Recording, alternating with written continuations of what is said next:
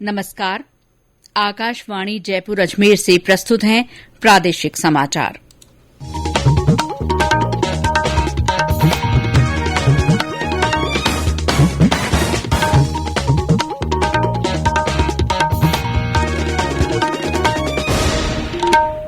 मुख्य समाचार।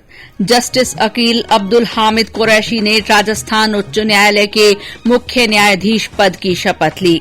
प्रधानमंत्री नरेंद्र मोदी ने कहा, भारत मानवाधिकारों के संरक्षण और कल्याणकारी योजनाओं का लाभ हर व्यक्ति तक पहुंचाने के लिए वचनबद्ध।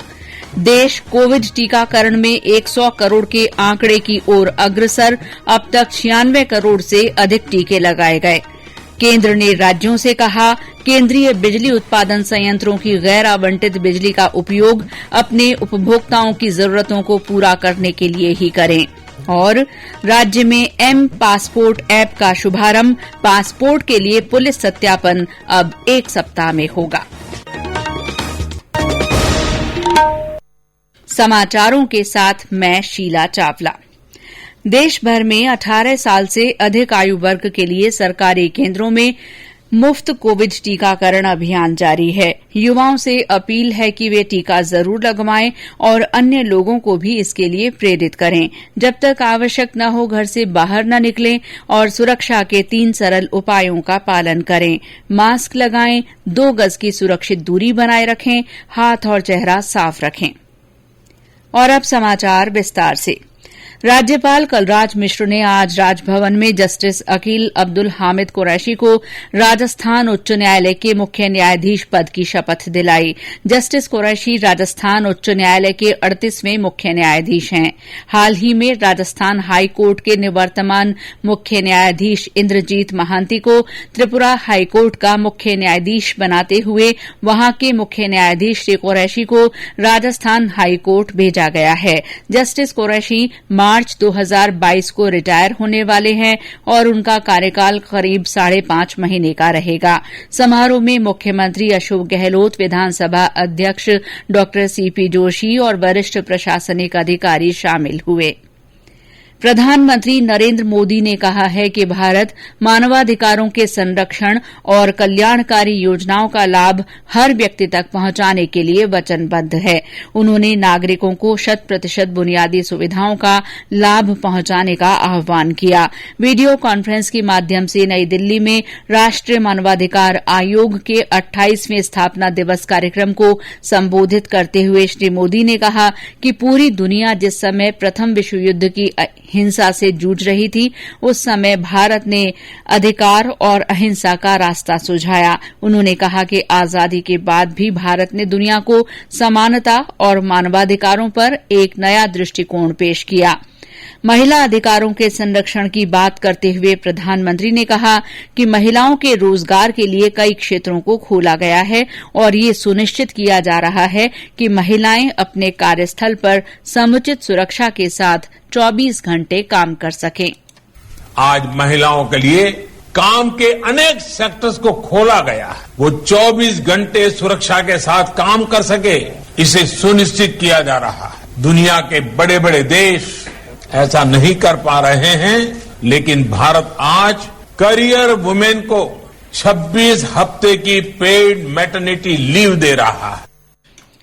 प्रधानमंत्री नरेंद्र मोदी आज अफगानिस्तान पर G20 नेताओं के विशेष वर्चुअल सम्मेलन में भाग लेंगे। G20 समूह के वर्तमान अध्यक्ष इटली ने ये बैठक बुलाई है। विदेश मंत्रालय ने कहा कि बैठक के एजेंडे में अफगानिस्तान में मानवीय जरूरतों और बुनियादी सुविधाओं तक पहुंच के अलावा आतंकवाद के खिलाफ संघर्ष, सुरक्षा, मानवाधिकार और प्रवासन के मुद्दों पर विचार विमर्श शामिल है। देश का कोविड टीकाकरण अभियान 100 करोड़ का आंकड़ा पार करने की ओर तेजी से आगे बढ़ रहा है। राष्ट्रव्यापी अभियान के तहत देश में अब तक 96 करोड़ 33 लाख से ज्यादा कोविड टीके लगाए जा चुके हैं। कल 65,86,000 से अधिक टीके लगाए गए। प्रदेश में अब तक 5 करोड़ 94 लाख से अधिक कोविड टीके लगाए गए हैं। आज 2,11,000 टीके लगाए गए। राज्य के 1 करोड़ 78 लाख से ज्यादा लोगों का कोविड टीकाकरण पूरा हो गया है। देश में पिछले 24 घंटे के दौरान 14,000 से अधिक नए मरीजों में कोविड संक्रमण की पुष्टि हुई। इस समय करीब 2,15,000 से अधिक रोगियों का इलाज चल रहा है। कल 26,000 लोग कोविड से ठीक हुए हैं। कोविड से स्वस्थ होने की दर अब बढ़कर 98.04% हो गई है। जयपुर जिले में आज एक मरीज में कोविड की पुष्टि हुई है। नागर विमानन मंत्रालय ने इस महीने की 18 तारीख से नियमित घरेलू उड़ानों का संचालन फिर शुरू करने का निर्णय लिया है। विमानन कंपनियां अब पूरी क्षमता के साथ उड़ानों का संचालन कर सकेंगी। ये फैसला हवाई यात्रा के लिए सामान्य घरेलू ऑपरेटरों और यात्रियों की मांग की वर्तमान स्थिति की समीक्षा के बाद लिया गया है।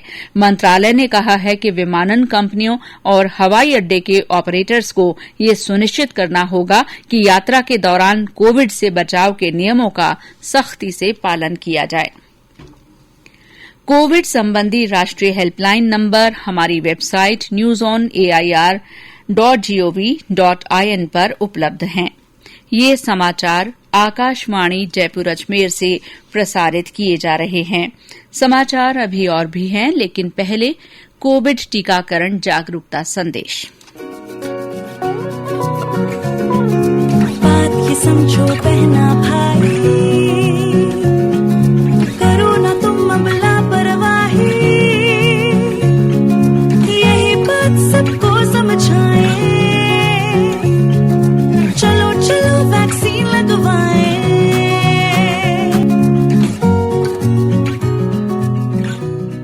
समाचारों में आपका फिर स्वागत है।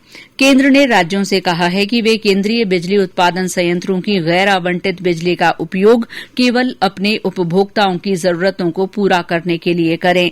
बिजली मंत्रालय के ध्यान में लाया गया है कि कुछ राज्य उपभोक्ताओं की जरूरत के अनुरूप बिजली की आपूर्ति नहीं कर रहे हैं और बार बार बिजली कटौती कर रहे हैं। वे ऊंचे दामों पर बिजली दूसरे राज्यों को भी बेच रहे हैं। बिजली मंत्रालय के वक्तव्य में कहा गया है कि केंद्रीय बिजली उत्पादन संयंत्रों की 15% बिजली गैर आवंटित रहती है, जिसे केंद्र सरकार राज्यों के उपभोक्ताओं की जरूरत के अनुसार आवंटित करती है। मंत्रालय ने कहा है कि यदि किसी राज्य के पास जरूरत से ज्यादा बिजली है तो वो इसकी सूचना केंद्र सरकार को दें, ताकि उस बिजली का आवंटन जरूरतमंद राज्यों को किया जा सके। भारतीय जनता पार्टी ने प्रदेश सरकार पर कोयला समय पर नहीं उठाने का आरोप लगाया है। पार्टी के प्रदेश अध्यक्ष सतीश पूनिया ने आज जोधपुर में मीडिया से बातचीत में कहा कि राज्य में 70% बिजली की आपूर्ति कोयला आधारित ताप बिजली घरों से होती है। इनके लिए राज्य सरकार ने न तो समय पर कोयले की मांग की और न ही कोयला समय पर उठाया। उन्होंने कहा कि सरकार के कुप्रबंधन के कारण प्रदेश में कुछ ही दिन का कोयला बचा है। वल्लभनगर और धरियावद विधानसभा सीटों पर उपचुनाव के प्रचार के लिए आज भारतीय जनता पार्टी ने अपने स्टार प्रचारकों की सूची जारी कर दी है। पार्टी के 20 वरिष्ठ नेताओं को स्टार प्रचारक बनाया गया है। इनमें पार्टी के प्रदेश अध्यक्ष सतीश पूनिया, प्रदेश प्रभारी अरुण सिंह, केंद्रीय मंत्री भूपेन्द्र यादव, गजेंद्र सिंह शेखावत और अर्जुन राम मेघवाल, पूर्व मुख्यमंत्री वसुंधरा राजे और अन्य नेता शामिल हैं। कांग्रेस इस उपचुनाव के लिए स्टार प्रचारकों की सूची पहले ही जारी कर चुकी है। केंद्र सरकार के युवा और खेल मंत्रालय के क्लीन इंडिया कैंपेन के तहत युवा मंडल गांव-गांव प्लास्टिक कचरा इकट्ठा कर रहे हैं और लोगों को साफ सफाई के महत्व के बारे में जागरूक कर रहे हैं। ये अभियान 1 अक्टूबर से शुरू हुआ है और पूरे महीने चलेगा। नेहरू युवा केंद्र के क्षेत्रीय निदेशक भुवनेश जैन ने बताया कि राजस्थान के अलावा गुजरात, गोवा, मध्य प्रदेश राज्यों में 75 lakh kilo single use plastic और कचरा इकट्ठा करने का लक्ष्य निर्धारित किया गया है। केंद्र के राज्य निदेशक पवन कुमार अमरावत ने बताया कि प्रदेश में 13,000 से ज्यादा युवा मंडल काम कर रहे हैं। इन मंडलों ने अब तक 2,06,000 किलो से ज्यादा प्लास्टिक कचरा इकट्ठा किया है। साथ ही गांवों में युवा जाकर सार्वजनिक जल स्रोतों की सफाई भी कर रहे हैं। पत्र सूचना कार्यालय की अपर महानिदेशक डॉ प्रज्ञा पालीवाल गौड़ ने बताया कि क्लीन इंडिया कैंपेन को जन भागीदारी ने ही जन आंदोलन बनाया है। और अब आजादी का अमृत महोत्सव से जुड़े समाचार।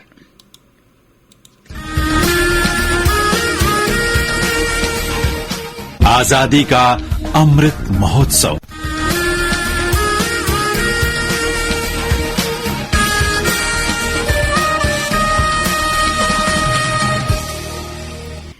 अब आजादी का अमृत महोत्सव के तहत आकाशवाणी समाचार जयपुर की ओर से चलाई जा रही प्रश्नोत्तरी प्रतियोगिता में आज सुबह के बुलेटिन में पूछे गए प्रश्न का सही उत्तर और इसके विजेता का नाम हम श्रोताओं को बता रहे हैं। आज का प्रश्न था, कोटा में क्रांतिकारी दल की स्थापना करने वाले स्वतंत्रता सेनानी कौन थे जो हिन्दी भाषा के प्रबल पक्षधर भी रहे। इसका सही जवाब है केसरी सिंह बारहट। और सबसे पहले सही जवाब भेजने वाले हमारे श्रोता हैं कोटा जिले के मोहन सिंह हाड़ा। आइए अब आपको स्वतंत्रता सेनानी केसरी सिंह बारहट के बारे में और जानकारी दे रहे हैं।